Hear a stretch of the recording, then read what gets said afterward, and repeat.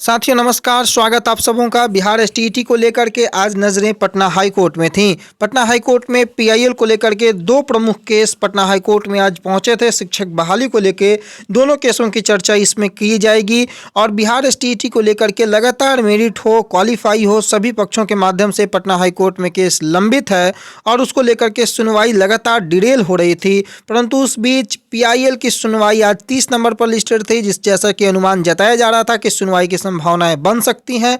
आज सुनवाई हुई और चीफ जस्टिस के बेंच में सुनवाई होने के बाद विभाग को, सरकार को 4 हफ्ते का जवाबी हलफनामा दायर करने का समय दिया गया। जीत सुनिश्चित है, मैंने लिखा है। लगातार कई लोग अब ख्याली पुलाव पका रहे हैं।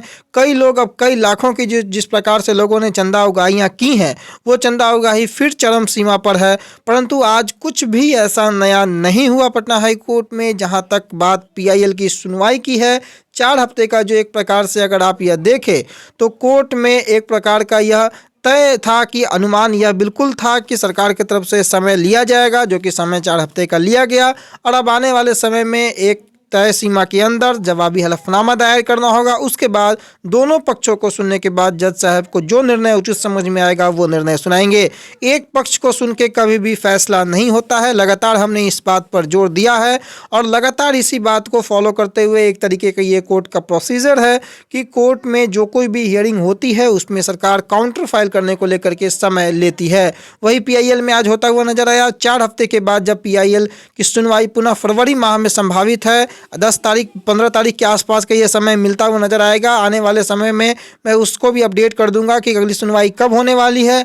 परंतु जब भी अगली सुनवाई होगी उस समय कोई नतीजा निकल कर के आए, ऐसी संभावना से इनकार नहीं किया जा सकता है। परंतु आज ऐसा कुछ भी नया नहीं हुआ है। एक समान प्रोसीजर है कोर्ट का, जिसमें कि जो सरकारी वकील हैं, विभाग है, उन्होंने जवाबी हलफनामा दायर करने का समय मांगा है। इसके साथ ही साथ इसके समकक्ष हेडमास्टर भर्ती में भी आज पटना हाई कोर्ट में एक पीआईएल चीफ जस्टिस के बेंच में आज 6 नंबर पर लिस्टेड था।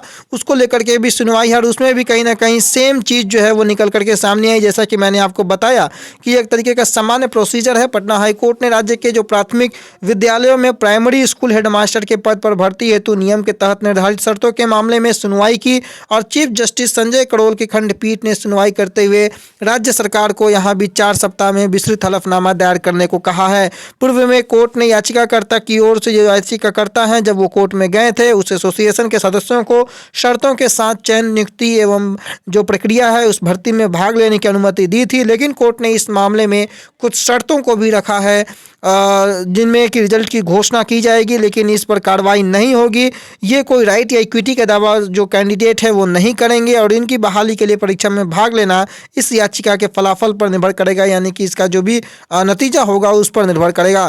कोर्ट ने इन दोनों मैटर ऑफ टीईटी एसटीईटी उत्तीर्ण शिक्षक जो संघ थे, टीटीएस यूएनएसएस गोपकूट की याचिका पर सुनवाई की। कोर्ट के समक्ष Bihar nationalised primary school headmaster की अपॉइंटमेंट को लेकर के जो मसला पीआईएल के रूप में पहुंचा था, उसमें भी कहीं ना कहीं सरकार को 4 हफ्ते का समय और एसटीईटी मैटर पे भी सरकार को 4 हफ्ते का समय, जैसा कि मैंने आपको बताया, जवाबी हलफनामा दायर करने को लेकर के लगातार ये कई केसों में देखा जा चुका है कि सरकार ने 4 हफ्ते का समय लिया है।